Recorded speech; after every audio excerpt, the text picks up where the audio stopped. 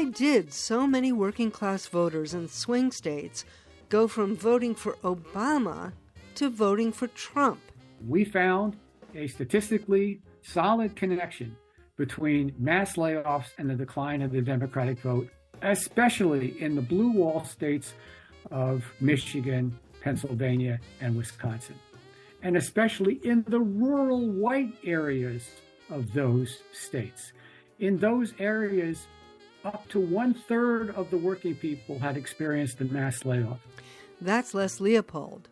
We talk with him about his groundbreaking study of the political cost of mass layoffs. His book is Wall Street's War on Workers: How Mass Layoffs and Greed Are Destroying the Working Class and What to Do About It. Then we re-air a clip from our 2013 interview with Les Leopold about his book, How to Make $1 Million an Hour: Why Hedge Funds Get Away with Siphoning Off America's Wealth. And finally, we continue from last week's reading of some poems from Mossab Abu Toha's book, Things You May Find Hidden in My Ear. That's all coming up on today's Writer's Voice, in-depth conversation with writers of all genres, on the air since 2004.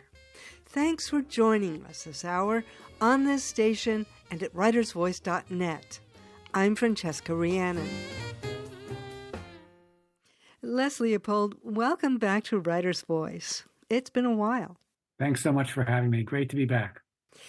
In this book, Wall Street's War on Workers, you actually begin the book with quotes from workers who were laid off from your alma mater, Oberlin College.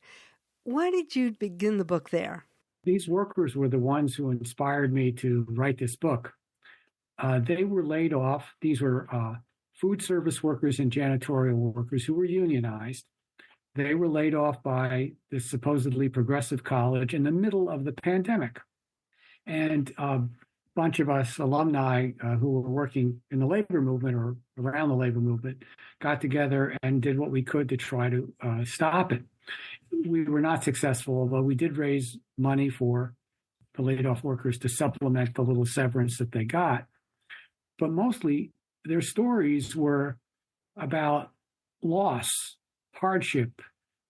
We had interns who interviewed them, and they were just so sad that they had been severed from the college, not just for financial reasons, but it's kind of like they lost their family.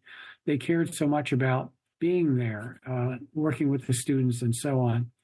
And so I started to ask the question, well, why were they laid off? The college, talked about financial reasons and all that, but none of that really made sense.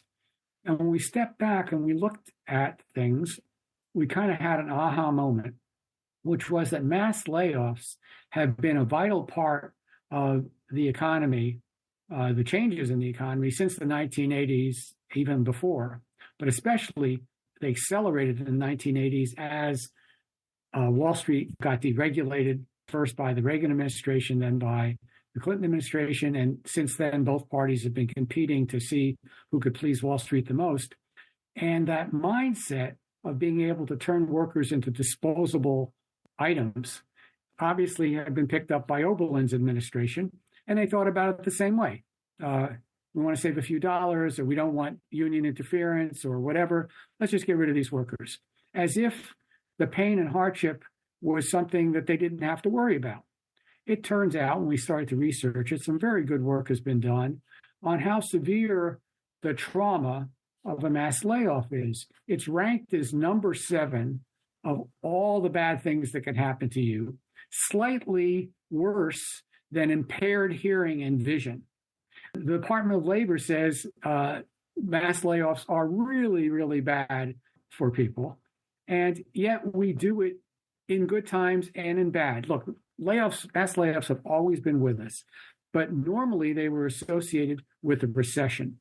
When we started to do research for this book, we found that even in the early 1980s, corporate executives really didn't want to do mass layoffs. They felt it was a sign of their own failure, that they had done something wrong, that they had mismanaged the company. Yes, when the recession happened, the auto industry laid off people, but then they would hire them back when the economy picked up again. But something fundamentally changed in the early 1980s. And we made two incredible, I think, discoveries in this book. The first was that mass layoffs are really a big deal. That there's a mass layoff database that exists from 1996 to 2012 when it was stopped during the austerity stuff under the Obama administration. And in that mass layoff database, and that's defined as 50 or more people laid off at one time for more than a month, 20 million people have gone through a mass layoff. And if you just project the same rate going forward, we're talking about 30 million. You add in their families and people in the community who then lose their jobs as a result of economic loss in the area, you're talking more than half the working people in this country have experienced the problems of mass layoffs. And I know personally, this is real. My working class father got laid off several times. We were lucky. My mom was a bookkeeper and she kept her job, but he felt awful when he was laid off. He felt, like he was worthless. And fortunately, it was during the 1960s and late 50s and then early 1960s, the economy picked up and he was able to get his factory job and stay relatively stable until he retired. So he got lucky, but I could see and feel what it was like to go through this. Anyway, so our first discovery was that it was a big deal, but connected to that discovery was it was such a big deal that explains what's been going on in politics long before Trump came along. That it shows us that there is a connection. We found a statistically solid connection between mass layoffs and the decline of the Democratic vote, especially in the blue wall states of Michigan, Pennsylvania, and Wisconsin, and especially in the rural white areas of those states. In those areas, up to 1/3 of the working people had experienced a mass layoff. We asked some steelworkers in a workshop we were doing, and some of them experienced 2 and 3 mass layoffs. And they took it out on the Democratic Party. They felt that the Democratic Party had let them down. And so we can show a direct correlation with the rise of mass layoffs and the decline of the Democratic vote in all counties, or especially in rural counties of the blue wall states. And that explains why those states went from being shoo-ins for the Democratic Party to now being up for grabs. To look at this in a more of a microcosm, we happened to stumble on one county in West Virginia that lost the most coal mining jobs of any county in the country. It's a small county called Mingo County. It's got about 25,000 people. And in 1996, it had 3,300 coal mining jobs.